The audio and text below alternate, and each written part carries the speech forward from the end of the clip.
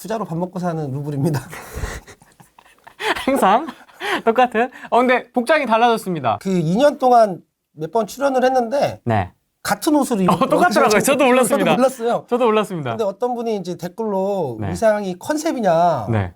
저 컨셉이 아니라 그 똑같은 색깔 옷이 두 개 있거든요. 아. 그다음에 똑같은 회색 말고 검은색이 두 개가 있어요. 네, 네. 옷 살 때 똑같은 거를 색깔별로 이렇게 쭉 사고 맨날 그것만 입다 보니까 여기 출연할 때 그게 날짜가 맞았던 것 같아요. 아. 근데 어떤 분이 그 의상 컨셉이라고 해가지고 저도 이제 맨날 추리닝 입고 다니지 않고 네. 양복도 입을 수 있다. 아까 6개월 전에 출연할 때 하고 작년 1년 전에 출연했을 때 그런 얘기를 드렸거든요. 저는 어떤 걸 하고 싶냐라고 때 어떤 투자 향후를 생각을 하냐 했는데 그때 1년 반 전인가 1년 전쯤에 출연할 때는 네. 손가락을 좀 잡고 있어야 된다. 좀 이렇게 멈추고 기다리고 해야 된다라고 생각을 했던 거고. 네. 근데 그거 같은 경우는 주거용 투자, 저는 이제 뭐 상가 투자만 하는 사람이 아니라 주거용 투자자니까 주거용에서는 그렇게 하고 이제 어떤 식으로 흘러가는지를 보고 난 다음에 조금 더 늦게 사도 좀 오른 거 보고 난 다음에 사도 기회비용 대비 어차피 투자라는 거는 그 기간 대비 수익률도 있기 때문에 좀 비싸게 주고 사도 되거든요. 어차피 한번 부동산이 턴을 하던가 어떤 그 흐름이 생기면 그 곧장 식거나 곧장 밑으로 가든가 곧장 위로 가든가 그렇지가 않아요. 네. 근데 그때가 이제 떨어지는 시기고 횡보하는 시기니까 횡보하는 시기에서 어떤 상승에 대한 어떤 심리적인 변화라든가 아니면 여러 가지 모든 상황에 그 나오면 좀 상승하겠죠. 근데 그때 상승이 언제쯤 하고 예상을 하면서 미리 사놓게 되면 결국은 오를 수는 있겠지만 좋은 물건 잡아놓으면 오를 수는 있겠지만 문제는 뭐가 되냐면 그거에 대해서 오랫동안 견뎌내야 되는 그리고 금리가 언제 떨어지거나 뭐 어떤 상황의 심리가 변화되는 게 언제 될지를 모르잖아요. 네. 투자자는 수익률, 기간 대비 수익률이니까 미리 사는 것보다 좀 더 안전하게 완전하게 이제 턴을 하고 그러고 난 다음에 사도 늦지 않는다라고 말씀을 드리면서 손가락을 좀 붙잡고 있어야 된다라고 이제 그때 말씀을 드렸던 것 같고요. 그래서 주거용 투자는 이 근래에는 거의 이제 매도 빼고는 이 근래에 샀던 거는 없었던 것 같아요. 2년 내에는 있었죠. 그 뭐 주거용 오피스텔 좀 몇 개 샀죠. 그러다 한 10개 정도 샀나? 그거 빼고는 따로 산 거는 없는 것 같고요. 그리고 그때 1년 전쯤에 말씀드렸던 게 뭐였었냐면 어차피 제가 좀 이렇게 너무 그 동떨어진 얘기일 수도 있었고 좀 그럴 수도 있어가지고 좀 그런데 인천에 빌라를 사는 거와 강남에 아파트를 경매를 사는 거나 인천에 빌라를 경매를 사는 거는 어차피 노동 대비 일은 똑같거든요. 근데 어차피 제가 모든 걸 다 해봤다고 하면 조금 이제 큰 물건 하나로 뭉쳐서 한번 해보자라고 해서 조금 오랫동안 좀 지켜봤던 물건인데 저한테도 어떻게 보면은 제가 투자 20년 가까이 하면서 가장 큰 물건을 했던 것 같아요. 그러니까 뭐 세 자리 숫자 되는 물건인 거죠. 그래서 이해관계인이 100명 정도 있었는데 한 달 반 만에 명도 끝냈고요. 100명이요? 이해관계인이 100명이었습니다. 근데 어차피 제가 구조를 짜고 어떻게 얘기를 할 거, 어떻게 할 건지에 대한 그 모든 경우의 수를 다 짜놓고 난 다음에 한 번에 이제 운이 좋아서 한 달 반 만에 명도 끝내고 총 7개의 층인데 7층부터 포크레인 올려가지고 다 부시면서 내려왔는데 이제 그 안에 폐기물이 예상했던 것보다는 좀 많았어요. 제가 예상했던 것보다 좀 많아서 500톤이 좀 넘게 나와가지고 500톤? 네, 500루베로 할 수도 있고 500톤 정도 나왔는데 그거 다 이제 부셔서 지금 이제 인테리어는 80%, 80% 이제 끝났고 임대도 지금 한 30% 정도 좀 채웠고 뭐가 되는 거죠? 그럼 그 건물이 뭘로 바뀌는 거죠? 그냥 각각 제가 레이아웃 구성해가지고 임대를 채우려고 하는데 지금 1층은 제가 원래 수익률 안 맞아서 안 사는데 같이 묶여서 나와가지고 1층은 안 살 수가 없었어요. 그래서 1층은 지금 프랜차이즈 업체 육미재당이라고 그 명륜사 진사갈비 비슷한 그 프랜차이즈하고 계약이 돼서 지금 2층에서는 프랜차이즈 업체가 지금 인테리어 중이고요. 2층은 아직 계약서는 안 썼지만 산후조리원하고 사무실도 넣고 그다음에 뭐 여러 가지 이렇게 넣으려고 병원이 들어오면 좋겠지만 병원은 좀 안 들어올 수도 있을 것 같아가지고 건물의 한 80% 정도를 제가 80%를. 근데 거기가 이제 전체가 병원이었어요. 병원이었는데 원래 경매 물건에서 병원만 살 수가 있거든요. 근데 그 물건 같은 경우는 그 회사 그 병원 의료재단이 회생 신청을 하고 파산을 해서 원래 그 특별 매각 조건에 그 아무나 다 살 수 있다 이거 매각 처분이 나와서 저 같은 일반인이 살 수 있었던 거죠. 1년 전에도 얘기했는데 네. 원래 제가 그 투자 중에 이제 금융 쪽 자산이 좀 적었어요. 그래서 제가 작년에 6개월 전인가 이렇게 나왔을 때인가 그때쯤에 제가 이제 금융 쪽의 자산을 좀 늘리겠다라고 해서 금융 쪽의 자산을 좀 많이는 아니고 제 자산이 한 5%에서 7% 정도는 옮겼던 것 같아요. 그래도 크잖아요. 절대값으로 보면. 아니, 지금 밥만 먹고 살아도 돈 아닙니다. 뭘로 옮겼습니까? 전환사채도 좀 사고요. 그냥 일반 그 주식도 좀 담아서 그래서 뭐 잘 안 봐요. 보면은 그 중형차가 왔다 갔다 하니까 그렇죠. 잘 안 봐놓고 그냥 제가 꼭 올 미래라고 생각하고 그 다음에 좀 그 제가 생각하는 꼭 올 미래고 그렇게 될 수밖에 없는데 흔들리지 않을 수 있을 것 같아서 그냥 조금 이번에 비중에서 한 5에서 7% 정도는 옮겨놨어요. 그래서 이제 올해는 이 지금 하는 물건 그 여름 전까지 임대 모두 완료하고 그리고 전환사채라는 거 이것도 마무리 정도해서 좀 거기에 넣었던 거를 한 3%대까지 좀 줄이고 1년 전에도 저한테 여쭤봤던 게 있었잖아요. 루블님은 뭐 돈과 시간이 충분하다 뭘 하고 싶냐고 그때 여쭤봤던 것 중에 제가 사람들이 모이는 공간이라든가 이런 거를 하고 싶다라고 말씀드렸는데 네. 그게 뭐 플랫폼이라고 한 플랫폼이고 한 거를 이제 그 제가 생각하는 뭐 천재 투자자인 투자가의 삼님하고 그다음에 상가 투자를 정말 열심히 하시는 그분하고 저하고 이제 셋이 그다음에 휘파람도 이제 같이 뭐 이렇게 하면서 카페를 하나 만들었어요. 투자 멘토스. 예. 근데 뭐 거기 뭐 어차피 뭐 많은 사람이 뭐 모이고 뭐 대기업 이런 게 아니라 뭐 해도 막 20명, 30명만. 진짜 이제 못해 저가 생각하는 방향성에 대한 게 뭐냐면 해본 사람들이 해볼 사람들한테 하고 있는 사람들하고 이제 같이 모여서 이제 해본 사람은 해봤던 경험을 같이 나누는 거고 해볼 사람은 해본 사람들을 보면서 그걸 복귀하고 경험을 하는 거고 하고 있는 사람은 좀 더 효율적으로 생각할 수 있는 그런 부분에서 돈 되는 얘기만 하려고 하고 투자에 대한 것만 하려고 하고 그리고 실제 안 해본 사람들이 거기 강의하시는 분들도 많잖아요. 그런 게 아니라 해본 사람들이 해본 얘기만 할 수 있는 그런 데를 만들고 싶었고 그런 사람들이 오다 보면 결국은 더 열심히 하고 이렇게 으쌰으쌰 하다 보면 뭐 더 좋은 그 미래가 있을 것 같고 뭐 저는 그 주거용 투자나 이런 거를 열심히 막 그 모니터링을 하고 열심히 임장 다니고 열심히 투자를 하는 사람도 아니고 그리고 저는 그 주거용 투자를 잘 못하고 그다음에 되게 웃겼어요, 지금 방금. 아니요. 아니 근데 상 횟수로 하면 수백 개는 샀지만 제가 정말 잘해서 산 것 같지는 않고요. 운이 좋아서 가격이 올랐던 것 같아요. 맨날 운이 좋았대. 근데 이제 그 왜 운이 좋았다라고 할 때 제가 생각한 게 있어요. 내가 왜 운이 좋은 게 맞았거든요. 처음에 투자할 때 2000 뭐 한 4년, 3년 이때 투자할 때는 운이 좋았던 게 맞아요. 실력이 없고 아무것도 몰랐으니까. 근데 그러다가 이제 뭐 저 같은 경우는 복귀를 엄청 많이 하는데 그때 2003년도, 4년도 때 그때 막 집을 샀던 건 정말 운이 좋아서 집값이 올랐고 또 운이 좋게도 탐욕을 부리지 않고 무서워가지고 다 팔았는데 좀 그 서브프라임도 좀 넘어갔고 그랬는데 이 근래에 또 이제 저도 과거에 지금은 어딜까라고 생각할 때 지금은 1년 전에는 뭐 손가락을 붙잡고 계속 지켜보자고 했지만 지금은 이제 실제적으로 물건이라든가 어떤 현장을 이제 계속 모니터링을 해야 될 시기는 온 것 같아요.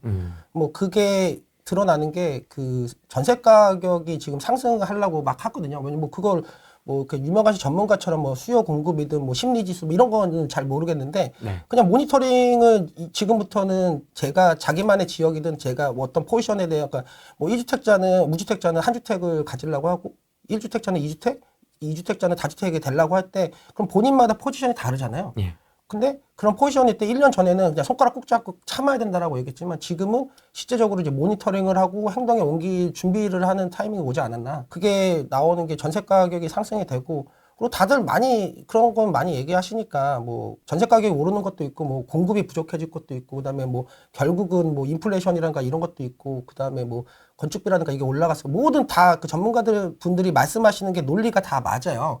근데 그 말이 맞다고 해서 지금 꼭 투자를 빨리 해야 된다 이렇게 조급함보다는 지금부터는 이제 아까 얘기했던 대로 다 포지션 틀리잖아요. 다주택자도 있고 무주택자도 있고 다 포지션 틀리니까 자기에 대한 생각을 먼저 하고 포지션을 생각한 다음에 그다음에 자기가 원래 이사를 가려고 하든 자기가 좋아하는 지역을 모니터링을 하는 거죠.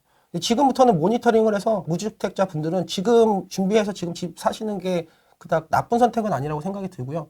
다주택자 같은 경우는 뭐 지금 제가 다주택자니까 집을 늘린다? 그건 쉽지 않을 것 같아요. 왜냐면 취득세가 완화되지 않는 이상은. 그래서 2년 전에도, 1년 전에도 말씀드렸던 게 결국은 나라에서 저 같은 경우는 주거용 투자를 시점 투자라고 얘기하는데 나라에서 집을 사주라고 할 때가 있어요. 내가 도저히 나라가 임대 사업을 하려고 하면 절대 할 수가 없거든요. 왜냐면 그만한 그 예산도 없고. 근데 이제 결국 그게 민간에서 공급해줘야 되는데 민간에 공급해주고 막 이런 때 여러 가지 뭐 금리를 조정해주든가 세금을 좀 줄여준다라든가 아니면 여러 가지 조정해주면서 그 시그널을 줄 거예요. 민간 임대 사업자들한테 아 너네들이 좀 이렇게 공급 좀 해라.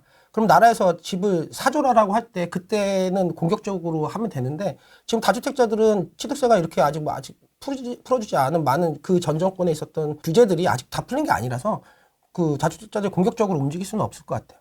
근데 뭐 저 같은 투자자라든가 이런 사람들은 계속 주거용 투자를 해야 되는 전업 투자자라고 한다고 하면 거기에서 방법을 찾아 나가겠죠. 어저께 그 칼리오페님 네. 여기 나오셨던 그 얘기 제가 응원 왔는데 그 말이 정답이었던 것 같아요. 자기의 포지션에 맞게 최대한 할 수 있는 거를 지금도 활발하게 그 투자를 하고 있거든요. 근데 그거는 이제 그러면 상위 개념이 제일 중요했던 거잖아요. 결국 무주택자, 이주택자, 다주택자 이렇게 거기에서 본인에 대한 생각을 하고 난 다음에 지금은 이제 시제적으로 움직여도 되겠다. 모니터링을 하고 이제 실제로 움직여서 내 당장 가서 사는 게 아니잖아요. 지금부터 준비를 해놔야지 뭐 올해 말이든 내년이든 어떤 상황이 왔을 때 곧장 대응을 할 수 있는 것 같아요. 근데 무주택자분들은 뭐 사셔도 나쁜 선택은 아닐 것 같다는 생각이 들어요. 그러니까 이게 단순히 지금 사요 마요 뭐 아파트를 어디를 가요 마요가 아니라 지금 다 상황이 다르고 그 상황에 따라 적용되는 규제도 다 다르기 때문에 지금 이걸 그냥 단순히 뭐 지금 좋아요 사세요라고 얘기하기가 어렵네요. 그죠? 그 뭐 예를 들어서 지금 다주택자가 피해갈 수 있다라고 하면 법인으로 담든 뭐 개인 사업자로 담든 임대 사업자라든지 이게 어떤 거는 임대 사업자가 막혀 있고 어떤 건 임대 사업자 빌라 같은 거 임대 사업자가 되고 어떤 건 안 되고 법인에서 어떤 건 되고 막 이렇게 다 다르잖아요. 네. 그러니까 본인에 대한 생각이라든가 어떤 이런 그리고 자기가 자금에 대한 그 능력치만큼 해야 되니까 자기에 대한 생각을 지금 준비하고 근데 그 전에는 이제 조금 이렇게 가만히라기보다는 좀 손가락 꽉 붙잡고 있자고 1년 전에 말씀드렸다면 지금은 이제 그런 부분을 구체적으로 이제 본인에 대한 생각을 하고 구체적으로 생각하다 보면 구체적인 지역도 나올 거고 어떤 명의로 할 건지 뭐 법인으로 할지 개인 사업자로 할 건지 임대 사업자로 할 건지 아니면 이주택을 할 건지 뭐 실거주를 할 건지 이런 게 다 다르잖아요. 요걸 준비해 놓고 이거를 생각하고 그 다음에 이제 지역까지 이제 봐도 될 시기인 것 같다라는 생각이 듭니다. 그러니까 지금 어디를 지역을 딱 찍어서 어디 들어가요 이게 아니고 일단 나를 봐야 되겠네요. 나를. 그죠. 뭐, 만약 이렇게, 다른 데서 말씀하시는 분들은 어디 지역을 찍는다고 하는데, 그냥 단순하게 생각해보면, 그럼 넌 샀어? 거제 가라는데요? 넌 샀어? 아 거제 샀냐고요? 그 사람 샀냐고요? 뭐, 한 100개 들고 있어? 그럼 자기 거 파는 건가? 자기는 안 하면서 남한테는 괜찮다고 하면 안 되잖아요. 그러니까, 저도 제가 지금 이 주거용 관련된 말씀드리는 게, 저도 똑같이 하는 행동이고 똑같은 그 생각 구조를 말씀을 드리는 거예요. 네. 근데 본인이 안 하면서 누군가한테 그걸 말한다는 것 자체는 말이 좀 안 되잖아요. 자기도 이게 최선의 선택이라고 생각하는 거를 행동에 옮기는 건데, 그럼 자기가 최선의 선택이라고 하는 게 거진가? 거제도에? 그건 아니잖아요. 근데 왜 거제도로 얘기할까? 뭐 생각에 꼬리를 물 수가 있죠. 그 사람 왜 거제도로 얘기할까? 소액 투자 사람들이 많이 가게를 들어오고 소액으로 투자하려고 하는 사람들이 많으니까. 그러니까 그 사람들이 원하는 니즈에 맞게서 자기한테는 자기가 생각해도 최선의 선택이거나 투자가 아닌데 다른 그거 들어오는 사람들의 니즈를 파악해서 그 얘기를 해야 되니까 거제도까지 가고 이런 얘기를 하는 거겠죠.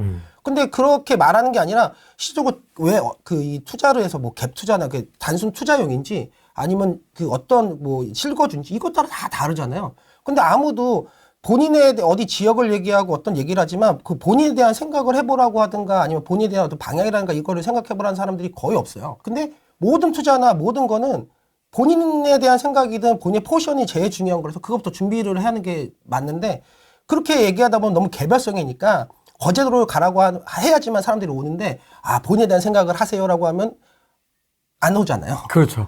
강의가 안 팔리잖아.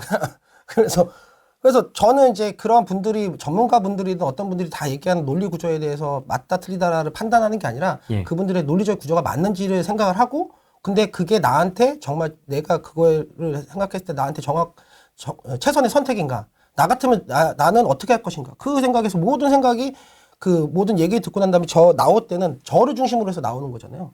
근데 뭐 어떤 분은 2주택자 분이신데 지금 예를 들어서 뭐 거제도를 가가지고 산다. 그 무주택자신데 그거 너무 아깝잖아요. 거기다 쓰기에는 그 명의를 쓰든가 아니면은 뭐 이런 거 자체를. 근데 그분들은 소액 투자를 원하는 시장에 니즈가 많고 그러다 보니까 그런 얘기를 하시는 게 아닐까. 그러니까 상가 투자는 어떤 시점이 그러니까 그 많은 분들이 이제 제가 지금도 상가 투자를 한다고 하면 금리가 이렇게 높아서 상가 투자를 하면 되겠냐.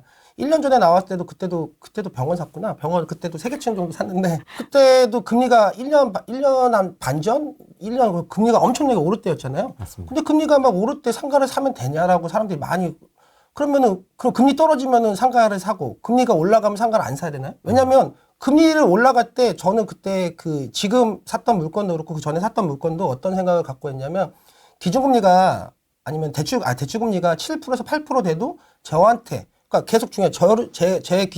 제 기준이 뭐냐면 최소한의 예전에는 지금 현재의 기준으로 한다면 수익률이 15% 이상 레버리지 수익률 그다음에 최종 투자금이 있을 거잖아요. 보증금도 받고 하고 난 다음에 그 최종 투자금은 곧장 팔아도 세 전으로 100%가 남는 거. 그다음에 2년 이내에 원금 회수가 가능한 물건. 이 세 가지 안에만 들면 저는 제 기준인데 그럼 이 근래에 금리가 막 올라가는데 왜 샀냐? 기준금리가 금리가 7%, 8%가 돼도 제가 방금 얘기했던 기준 안에 들었거든요. 그러면은 오히려 이게 금리가 올라가니까 그렇게 제 기준 안에 물건이 더 나왔던 거예요. 그러니까 그 기준 안에 들었던 물건이 나왔던 걸 산 거죠. 근데 지금 금리가 7%, 8%를 예상하도 이렇게 수익률이 나는데 저는 2년 있다나 몇 년 있다가 일부분을 팔 수도 있고 그러잖아요. 그러면 2년이나 3년 후에는 제가 잘 모르겠지만 지금보다는 금리가 날아가. 그러면은 레버리지의 그 금리라는 거는 모든 게 중력 같아서 그 상가 투자에서 금리가 1%, 2% 정도가 떨어지잖아요. 그러면 레버리지는 거기에서 8, 90% 받으니까 엄청난 퍼포먼스가 나오거든요. 그렇죠. 그러면 그때 팔면 되죠. 그러니까 재물권이 제일 싸지겠죠. 저는 싸게 샀으니까. 그래서 저는 그때 1년 전에도 상가를 했고 지금도 상가를 하는 이유가 상가는 금리가 올라간다고 하면 그 올라간 거보다 더 높은 금리를 예상하고 보정을 한 다음에 나의 기준이 드는가. 근데 향후에 금리가 예를 들어서 내가 예상한 7%에서 8%가 아니라 20%까지 올라갈 확률이 있는가. 근데 저는 7%, 8%까지는 올라갈 수 있겠지만 10%까지 올라가는 거는 예상 못했어요. 만약에 지금 대출금리가 10% 넘어갔다면 제 예상은 빗나갔겠죠. 근데 제가 예상했던 거는 그 대출금리가 7%에서 8%? 근데 2, 3년 후에는 그거보다 낫겠다. 라는 거에다가 어떻게 보면 투자는 어떻게 보면 베팅이고 확률에 투자하는 건데 제가 얘기했던 거가 2, 3년 후에는 지금보다 금리가 더 떨어져 있을 거다라는 게 확률상 높은 거니까 확률이 높은 곳에다가 베팅을 한 거죠. 그리고 금리가 오르고 경제 상황이 안 좋으니까 네. 그렇게 제 기준 안에 드는 물건이 나오는 거죠. 그러니까 그런 시기 때 그 용기를 좀 내서 이렇게 숫자로 표현하고 다 계획을 짠 다음에 그 다음에 매입을 했던 거죠. 막 2, 3년 후에 금리가 막 예전처럼 막 그 대출금리가 2%, 3%까지 가면 그런 물건이 그 경매가 나오든 일반 매매 싸게 제 기준에 되게 나올까요? 안 나오겠죠. 그렇게 금리가 낮을 때 상가를 사야 된다고 하시는 분한테 저는 팔 겁니다. 그리고 금리가 높았는데 왜 사냐고 할 때 그때 살 거고. 근데 확률상 금리가 2, 3년 후에는 떨어질 확률이 높잖아요. 그래서 1년 반 전에도 그 3개 층을 샀던 거고 이번에도 그 7개 층을 샀던 거고. 근데 제가 7%를 예상을 했는데도 그 제가 방금 얘기했던 그 세 가지 기준 안에 다 들었어요. 그래서 지금 현재 상가 투자는 오히려 지금 금리가 높잖아요. 높고 사람들이 경제가 좋다고 금리가 막 이렇게 언제 떨어지고 지금 하셔야 되는 게 맞아요. 상가 투자는 오히려. 그래서 정말 속된 말로 지금 상가 물건이 예전 같으면 안 나올 물건들이 지금 나옵니다. 그 돈이 없어 못하지 돈 되는 물건은 밤하늘에 별만큼 있다고 지금 열심히만 찾고 열심히 하다 보면 지금 상가가 예전에 안 나올 만한 물건도 나오고 있는 것 같고요. 그 소액으로 하시는 물건도 나오는 것 같아요. 근데 저는 열심히 안 하니까 저희 그 투자멘토스의 상남전지 같은 경우는 엄청나게 열심히 하시거든요. 많은 물건을 보고.